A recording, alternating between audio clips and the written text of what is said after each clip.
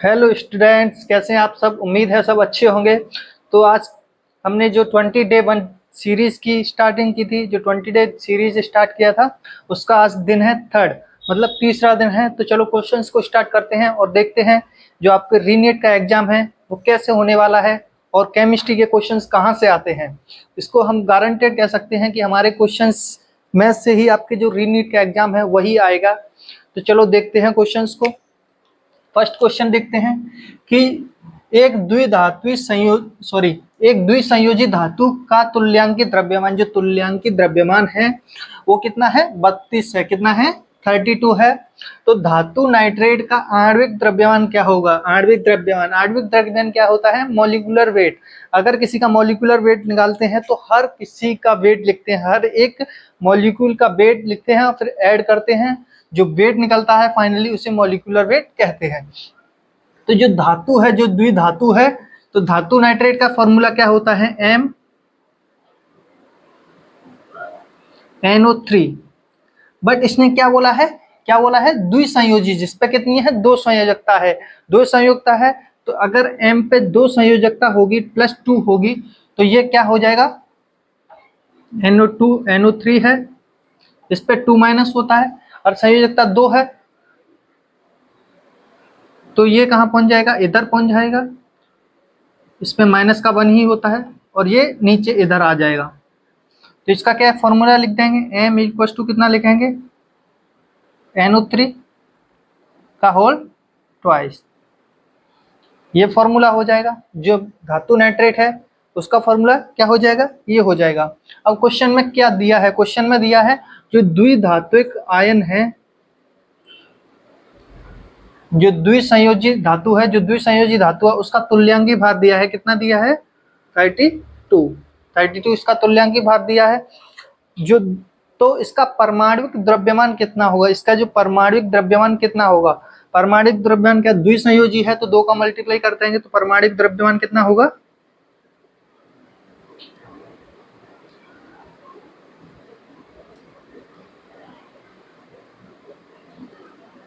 परमाणुक द्रव्यमान कितना होगा 32/2 कितना होगा 64। कितना होगा 64। तो अब इसका वो कैलकुलेट करते हैं। तो जो आपका M है, जो धातु है, उसका परमाणुक द्रव्यमान कितना है 64 लिख देते हैं। प्लस नाइट्रोजन है उसका कितना होता है, उसका होता है 14। प्लस जो आपका ऑक्सीजन है उस पर कितना होता है 16। तो 3 है तो कितने हो जाएंगे, 16 का मल्टीप्लाई 3 से करेंगे तो कितना होगा, 16 3 48, कितने 48। और 2 का बाहर गुणा करना पड़ेगा क्योंकि 2 का होल स्क्वायर है तो 2 का गुणा करना पड़ेगा बाहर। तो इसे कैलकुलेट करते हैं 64, इसे यहाँ पे कैलकुलेट करते हैं 64 प्लस 14 का 2 से गुणा करेंगे तो कितना हो जाएगा 28, 14 दूनी 28 प्लस कितना हो जाएगा 96। अब इन सबको ऐड करेंगे, ऐड करने के बाद कितना आएगा 8 4 12 एंड 6 कितना हुआ 18, 8 और फिर 9 11 और 17 एक 18, कितना 18। तो 188 इसका आंसर आएगा। तो जो ऑप्शन में कौन सा है, थर्ड। तो ऑप्शन कौन सा है, थर्ड। तो आपको ये समझ में आ गया होगा। अब बहुत ही इजी सा क्वेश्चन है जिसको कई बच्चे देख के कह रहे होंगे कि इतना इजी क्वेश्चन कहाँ से आया।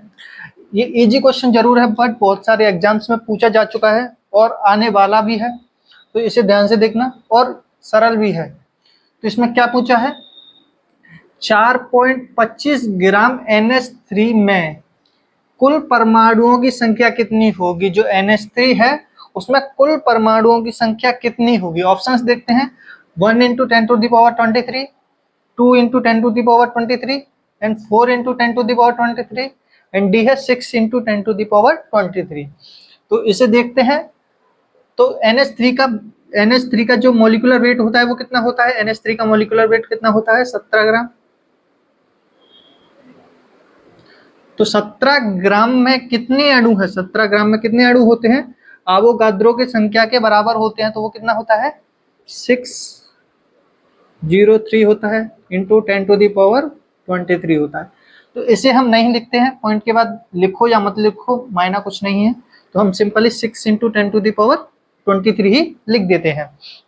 अब आगे देखते हैं, अगर हम 1 ग्राम NH3 में निकालें तो 1 ग्राम NH3 में अणुओं की संख्या, 1 ग्राम NH3 में अणु, 1 ग्राम NH3 में अणु निकालेंगे तो क्या करेंगे, 17 का भाग दे देंगे उधर, तो 17 का क्या करेंगे, भाग दे देंगे 17। और क्या पूछा है इसमें, परमाणुओं की संख्या पूछी है, परमाणुओं की संख्या पूछी है। तो इसमें पहली बात तो निकलवाया कितने का है, जो निकलवाया कितने का है 4.25 ग्राम का, तो 4.25 ग्राम का निकालेंगे तो क्या करेंगे 4.25, 1 ग्राम का ये इतना निकला है तो 4.25 ग्राम का कितना निकलेगा, तो 4.25 ग्राम का ग्राम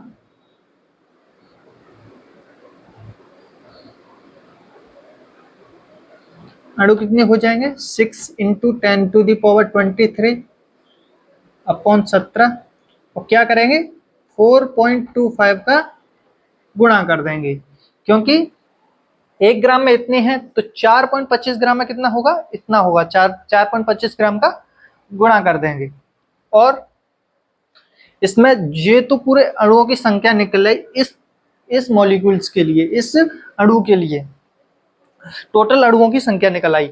अब हमें क्या निकालना है, कुल परमाणुओं की संख्या निकालनी है, कुल परमाणुओं की संख्या निकालनी। तो इसमें कितने परमाणु हैं NH3 में, कितने परमाणु हैं NH3 में, कितने परमाणु हैं 4, कितने परमाणु हैं 4, तो 4 का मल्टीप्लाई, 4 परमाणु हैं, तो 4 परमाणुओं के लिए तो परमाणुओं की कुल संख्या,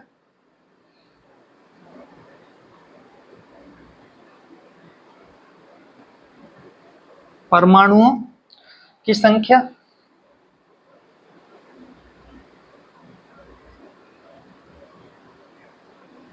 निकालेंगे तो क्या करेंगे 4 का मल्टीप्लाई और कर देंगे, तो 6 इंटू 10⁻23 इंटू 4.25 इंटू 4 अपॉन 17, इसका मल्टीप्लाई करो, 24.4 का मल्टीप्लाई करेंगे तो कितना आएगा 20 0 2 0 एंड 16 17, 17.00 कितना आएगा, लगभग 17 ही आएगा। तो जो 17 है तो इससे क्रॉस हो जाएगा, तो इसका आंसर कितना आया, कितना आया 6 इंटू 10⁻23, क्या आया 6 इंटू 10⁻23 परमाणुओं की संख्या निकली है। तो जो ऑप्शन में कौन सा है, ऑप्शन कौन सा है डी, ऑप्शन कौन सा है डी। तो ये वाला क्वेश्चन आपको समझ में आ गया होगा। आगे के क्वेश्चन देखते हैं।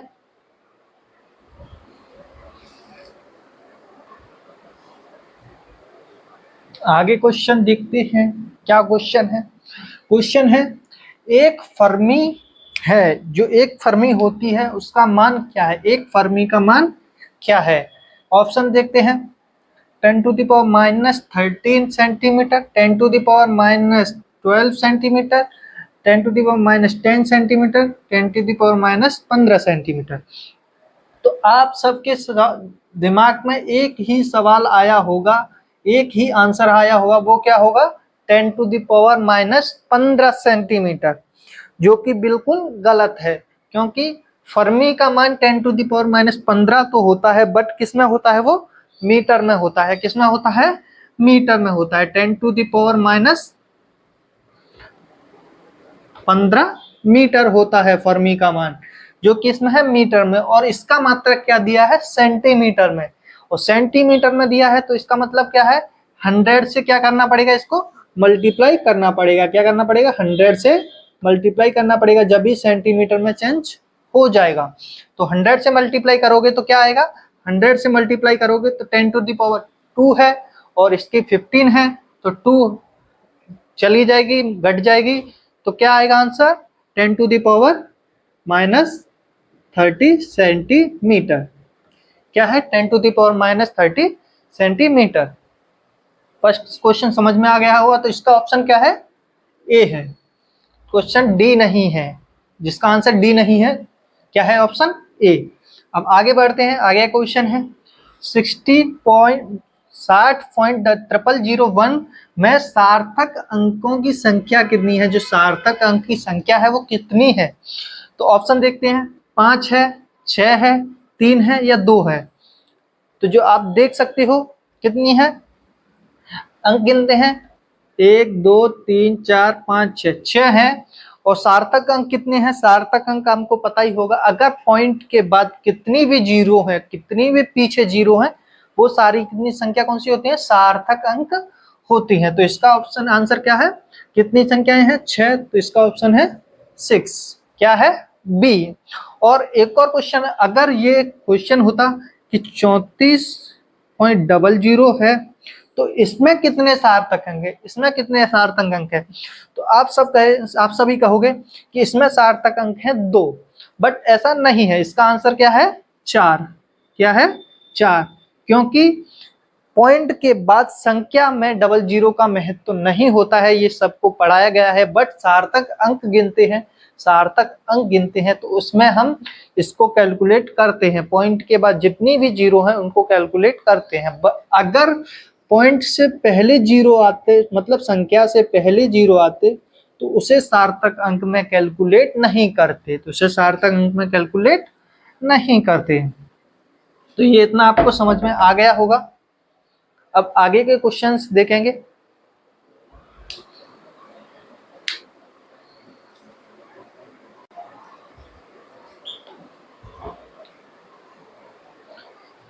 इस क्वेश्चन को देखते हैं।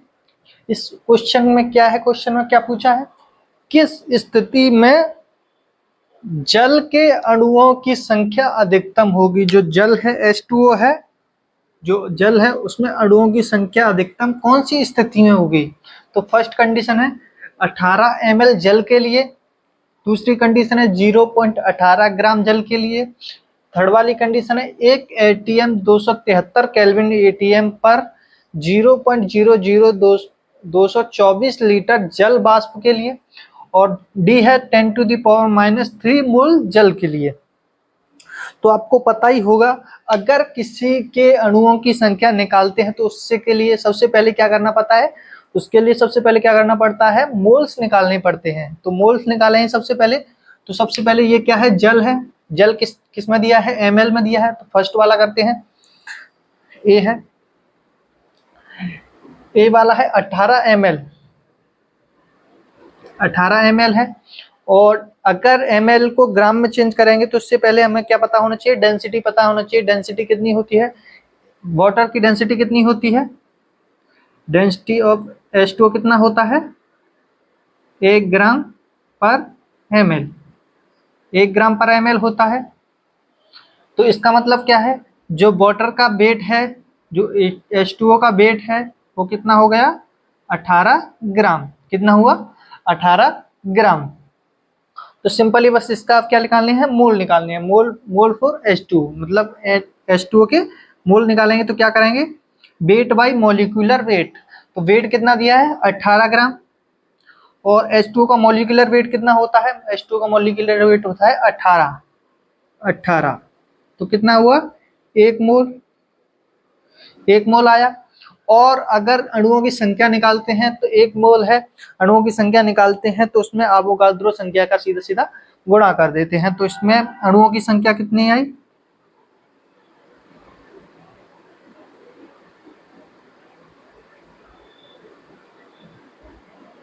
संख्या कितनी है, 1 क्रॉस एवोगाड्रो संख्या।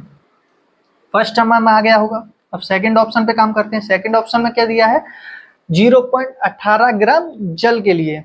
तो इसमें भी मोल निकालते हैं H2O के, H2O के मोल निकालते हैं तो क्या करते हैं, मोल फॉर जो वेट दिया है वो वाला वेट 0.18 ग्राम दिया है, अपॉन इसका मॉलिक्यूलर वेट कितना है, 18 है, तो 18 का भाग दें, इसका आंसर कितना आएगा, 0.1 ग्राम, सॉरी 0.1 मोल, कितना आएगा, 0.1 मोल। और इसका मल्टीप्लाई सीधा उससे कर देंगे तो संख्या कितनी आएगी, एवोगाड्रो अणु की संख्या कितनी आएगी, अणु की संख्या कितना आएगी, 0.1 इंटू एवोगाड्रो संख्या, कितना आएगी 0.1 इंटू 10 0.1 इंटू अवोगाद्रो संख्या। अवोगाद्रो कितनी संख्या होती है 6.203 इंटू 10⁻23। तो ये ऑप्शन आपका सेकंड का आ गया। किसका है ये? बी का ऑप्शन। अब देखते हैं सी वाला। सी वाले में क्या है, जो आपका एक एटीएम पर कितना दिया है 1 लीटर दिया है और 273 केल्विन एटीएम पर इतना वाष्प दाब दिया है। तो किसी जल का वाष्प दाब दिया है, किसका दिया है? जल का वाष्प दाब। और वाष्प दाब से किसी के मोल निकालते हैं तो उसका फॉर्मूला क्या है? अगर वॉल्यूम H2O है, सॉरी क्या है, वाष्प दाब दिया है H2O का, वेपर प्रेशर कितना दिया है वाष्प दाब H2O का 0.00224। और किसी के मोल निकालते हैं तो मोल निकालने का फॉर्मूला क्या है? NH2O इक्वल्स टू 0.00224 अपॉन क्या है 0.00224 अपॉन में क्या है 22.4। अब इसका सीधा सीधा भाग देंगे तो क्या होगा? इसके ऊपर कितने के बाद पॉइंट है? 1 2 3 4 5, 5 के बाद पॉइंट है, इसमें 1 के बाद पॉइंट है। तो इसका मतलब क्या हुआ, कितने के बाद पॉइंट आएगा? अगर इसके पॉइंट को हटाएंगे तो क्या होगा? इसके पॉइंट को हटाएंगे तो कितनी जीरो आएंगे पीछे? 4। कितनी जीरो आएंगे पीछे? 4 जीरो आएंगे। तो इसका मतलब क्या है, कितने के पॉइंट के बाद जी वो आएगा 1। 3 के बाद पॉइंट के बाद क्या आएगा? 1 आएगा। क्या आएगा? 1 आएगा। तो इसका क्या है, अब इसके संख्या निकालेंगे, मतलब अणुओं की संख्या निकालेंगे। तो इससे अवोगाद्रो का संख्या गुणा कर देंगे सीधा सिंपली इंटू Na। आपका थर्ड का भी निकल आया, थर्ड का भी निकल आया। अब देखते हैं फोर्थ का। फोर्थ का क्या है? फोर्थ का सीधा सीधा क्या दिया है 10⁻³ मोल दिया है, जो 10⁻³ मोल दिया है। अगर इसका अवोगाद्रो की संख्या के साथ गुणा कर देंगे तो सीधा क्या निकल आएगा? अणुओं की संख्या। तो अगर अणुओं की संख्या निकालते हैं तो क्या करेंगे 3 इंटू 10⁻Na 6.203 इंटू 10⁻23। तो इसके साथ ये कर देंगे। तो इनमें से देखो चारों में से कौन सा बड़ा है? क्या ये बड़ा है, या ये बड़ा है, या ये बड़ा है, या फिर ये बड़ा है? तो आपको दिख रहा होगा कौन सा बड़ा है, कौन सा बड़ा है? कौन सा बड़ा है? फर्स्ट वाला। तो इसका ऑप्शन का आंसर क्या है? फर्स्ट। 18 ml जल के लिए। ये आपको समझ में आ गया होगा।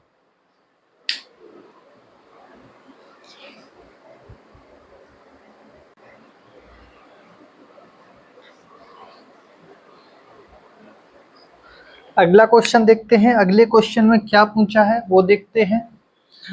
मान लें दो तत्व x व y मिलकर दो यौगिक xy² एवं x3/2 देते हैं। जब 0.1 मोल x/2 का भार कितना हो 10 ग्राम है तथा 0.05 मोल x3/3 का भार कितना है 9 ग्राम है, तो x और y का परमाणु भार है। और x और y का क्या निकालना है? परमाणु भार निकालना है। तो क्या क्या दिया है? x/2 का क्या क्या दिया है? मोल दी है। मोल कितने हैं? मोल कितना है 0.1। एंड क्या दिया है? भार दिया है।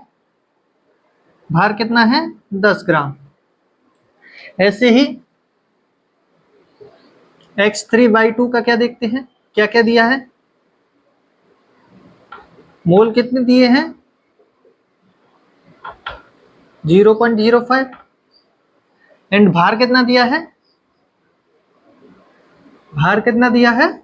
भार दिया है 9 ग्राम। कितना दिया है? 9 ग्राम। तो आपको पता ही होगा किसी के मोल निकालते हैं तो उसका फॉर्मूला क्या होता है? मोल निकालते हैं तो मोल का फॉर्मूला होता है वेट बाई वॉल्यूम। अगर इसके मोल निकालते हैं तो wait by molecular wait formula होता है किसी का मोल निकालने का। तो इसमें सिंपली रखते हैं x/2 इक्वल टू वेट कितना दिया है, वेट कितना दिया है 10 ग्राम, एंड मॉलिक्यूलर वेट, किसी का मॉलिक्यूलर वेट निकालते हैं तो उससे क्या लिखते हैं, मॉलिक्यूलर वेट निकालते हैं तो क्या लिखते हैं, अगर x/y का मॉलिक्यूलर वेट निकालना है, यहाँ पे देख लेते हैं x और y स्क्वायर का मॉलिक्यूलर वेट निकालना है तो क्या करते हो आप, x का वेट प्लस कितने हैं भाई 2 है तो 2y का वेट, ऐसे ही तो लिखते हो, इसको ऐड कर देते हो, सिंपली आपका मॉलिक्यूलर वेट निकल आता है। तो वही सीधा सीधा मान यहाँ पे रखना है, क्या रखना है x प्लस 2y, ये रखना है। अब n आपको मोल दिए हुए हैं तो मोल का मान सिंपली यहाँ पे रख दो, कितना दिया है 0.1 मोल। तो इसमें x और y2 का मान निकाल लो, तो x plus 2y equals to क्या आएगा 10/0.1, 1 है ऊपर जाएगा तो क्या हो जाएगा 100 हो जाएगा, क्या हो जाएगा 100 हो जाएगा। समझ में आ गया होगा। अब सिंपली इसको क्या लिख देते हैं समीकरण 1, क्या लिख देते हैं समीकरण 1 समीकरण लिख देते हैं। अब अगला देखेंगे,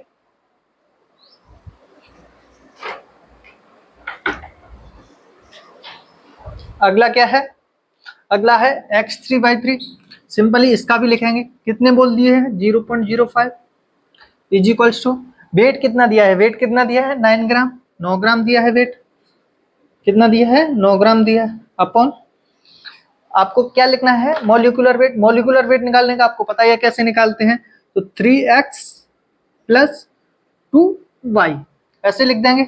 अब सिंपली क्या करना है, मान निकालना है 3x प्लस 2y का मान निकालो, कितना होगा 9 का भाग देंगे इसमें या फिर इधर ले जाओ 0.05, इस पॉइंट को हटाएंगे तो कितना आएगा 2 जीरो ऊपर आएगा, ठीक है। और इसका 5 का भाग दोगे तो कितना आएगा 5 एकम 5 बचा कितना 4 और 8 180 कितना आया 180 आया। इसको क्या लिख देते हैं समीकरण 2 लिख देते हैं, क्या लिख देते हैं समीकरण 2। अब समीकरण 1 और समीकरण 2 को क्या लिख देते हैं ऊपर नीचे लिख देते हैं, x plus y is equals to 100 and 3x plus y is equals to 180। अब किसी समीकरण को सॉल्व करते हैं तो क्या करते हैं एक समीकरण का मान चेंज कर देते हैं, जैसे कि हम उसे क्या कर देते हैं नेगेटिव कर देते हैं या फिर पॉजिटिव कर देते हैं। तो इनका मान हमने नीचे वाले का नेगेटिव कर दिया, ऊपर वाला पॉजिटिव है, x पॉजिटिव है तो इसका नेगेटिव, y पॉजिटिव है तो इसका नेगेटिव, अब 100 भी पॉजिटिव है तो 180 भी नेगेटिव। तो इसे सिंपली सॉल्व करेंगे, जो y से y है वो कट जाएगा, सॉरी यहाँ पे 2y है और यहाँ पे भी 2y है, जो y से y है वो सिंपली कट जाएगा और 3x में से एक x जाएगा तो कितना बचा 2x बचा, माइनस का इज इक्वल्स टू ये माइनस का 80 बचा, जो माइनस माइनस है माइनस माइनस क्या हो जाएगा प्लस हो जाएगा, और x का मान निकालेंगे तो x का मान कितना आ जाएगा 40 आ जाएगा, कितना आ जाएगा 40 आ जाएगा, क्योंकि 2 का भाग 40 में वो 80 में दे दें कितना आ जाएगा 40 आ जाएगा। अब सिंपली x का मान किसी भी समीकरण में रख दो, अब जैसे कि हम इस समीकरण में x का मान रख देते हैं तो 40 प्लस 2y इक्वल्स टू 100, अब 2y इक्वल्स टू कितना होगा 60, 100 में से 40 चला जाएगा कितना आ जाएगा 60 आ जाएगा, तो y इक्वल्स टू कितना आएगा 30, y इक्वल्स टू कितना आ गया 30 आ गया। तो कितना आया आंसर 40 और 30, कितना आया 40 और 30 कौन से ऑप्शन में है, 40 और 30 कौन से ऑप्शन में है सेकंड ऑप्शन में है, तो इसका आंसर क्या है दूसरा वाला सही है। आगे के क्वेश्चन देखेंगे,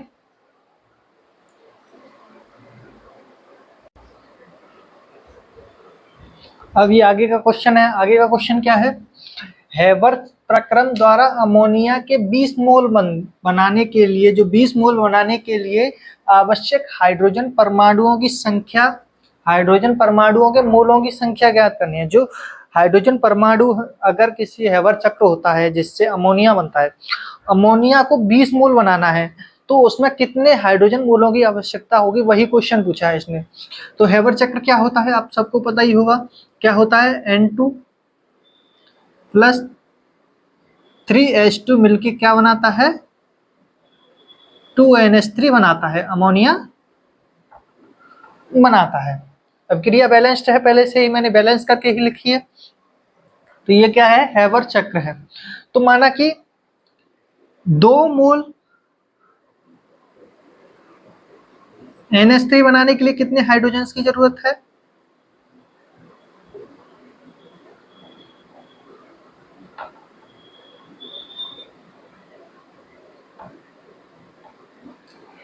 तीन मोल हाइड्रोजन की हाइड्रोजन परमाणुओं की आवश्यकता है।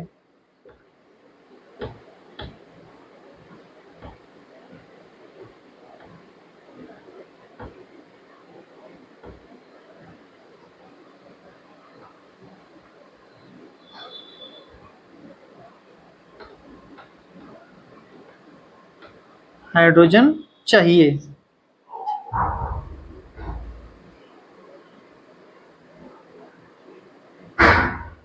क्या है, 2 मोल NH3 बनाने के लिए कितने मोल चाहिए, 3 मोल हाइड्रोजन चाहिए, जैसा कि आपको दिख रहा होगा।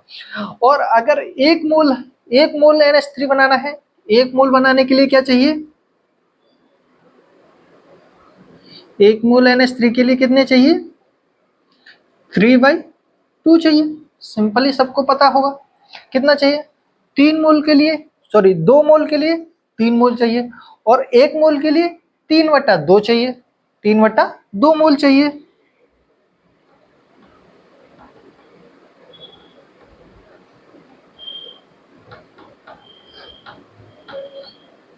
क्या चाहिए, 3/2 मोल चाहिए। तो 20 मोल NH3 के लिए कितने चाहिए, जो 20 मोल NH3 है उसके लिए क्या चाहिए, 20 मोल के लिए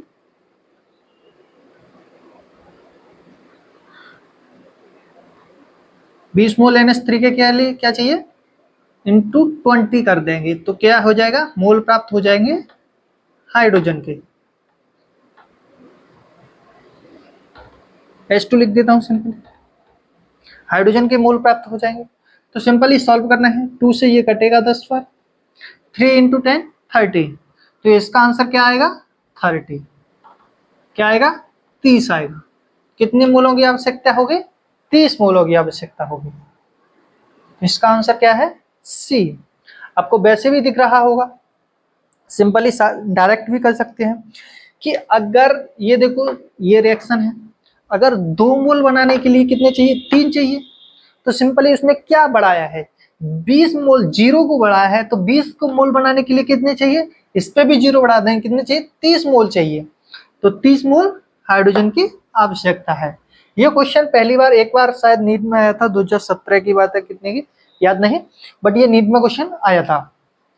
तो ये नीट का क्वेश्चन है, ये आपको समझ में आ गया होगा।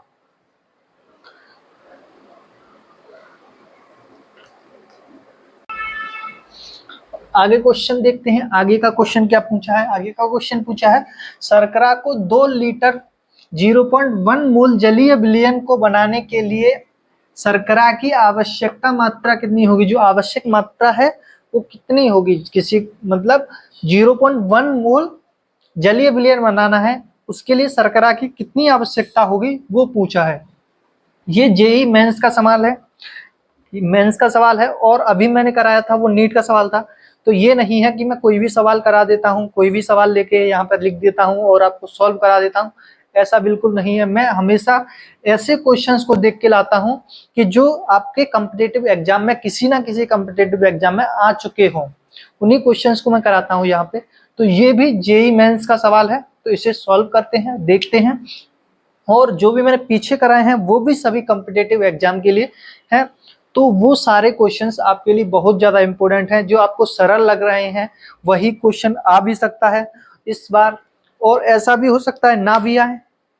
ना भी आए तो जो मैंने कठिन क्वेश्चन कराए हैं उनको भी देखना है। ऐसा नहीं है कि सरल क्वेश्चन देख के आपने देख लिया भाई मैंने सरल क्वेश्चन आ रहा है इसे कर दो कर लिया आपने, बट कठिन क्वेश्चन देखते ये नहीं आएगा, ये इतना कठिन है, जेईई मेंस का सवाल है या फिर एडवांस का सवाल है, कैसे ही आएगा। तो आपको पता ही होगा जो नीट में अभी जो चल रहा है उसके आधार पे क्वेश्चन का हम अंदाजा नहीं लगा सकते कि कैसे क्वेश्चन आएंगे। जो हम अंदाजा लगा सकते हैं वो हम कह सकते हैं कि शायद ही जितने भी एग्जाम अभी तक कैंसिल हुए हैं या फिर जो भी नीट का एग्जाम अभी तक कैंसिल हुए हैं, 2015 में हुआ था, 2025 में हुआ था, 24 में हुआ था, वो सारे एग्जाम कैंसिल हुए हैं। उनके बाद जो एग्जाम होते हैं उनका क्वेश्चन पेपर बहुत ही हार्ड सेट किया जाता है, जो क्वेश्चन पेपर सेट किया जाता है वो बहुत ही हार्ड होता है। इसीलिए कठिन क्वेश्चन को देख के डरे ना, उनको सॉल्व करने की कोशिश करें। अगर सॉल्व नहीं हो रहा है वो अलग बात है, बट तुम कोशिश ही नहीं कर रहे हो ये आपके ऊपर है। तो चलो सॉल्व करते हैं। क्वेश्चन में क्या पूछी है, शर्करा की आवश्यक मात्रा पूछी है, आवश्यक मात्रा पूछी है। तो मोलरता कितनी दी हुई है, मोलरता दी हुई है 0.1। तो मोलरता का फॉर्मूला क्या होता है, मोलरता का फॉर्मूला होता है m = विलेय के मूल अपॉन विलयन का आयतन, आयतन फॉर विलयन, विलयन का आयतन। तो सिंपल इसमें मान रखना है। तो इसका मोल निकालने का फॉर्मूला क्या होता है, weight by molecular weight upon विलेय का आयतन, किसमें, लीटर में। तो सिंपली मान रखना है। इसका मान कितना दिया है 0.1, 0.1 लिख दिया। वेट कितना दिया है, वेट कितना दिया है, वेट नहीं दिया है, वेट हमें निकालना है, वेट निकालना है। मॉलिक्यूलर वेट, जो शर्करा का मॉलिक्यूलर वेट होता है, जो C12H22O11 का मॉलिक्यूलर वेट होता है, वो कितना होता है, आप इसको कैलकुलेट करोगे, इसका कितना होता है, कार्बन का 12 होता है, हाइड्रोजन का 1 होता है एंड ऑक्सीजन का 16 होता है। इन सब का कैलकुलेट करोगे, बाद में जो फाइनल आंसर आएगा वो कितना होगा, 342 आएगा। कितना आएगा, 342 होगा। तो इसमें मॉलिक्यूलर वेट कितना है, 342। तो 342 मान रख देते हैं, 342 अपॉन जो क्या है लीटर में, आयतन कितना दिया है, 2 लीटर। कितना दिया है, 2 लीटर। इसे आगे सॉल्व करते हैं, क्या होगा, इसे सॉल्व करते हैं तो क्या होगा,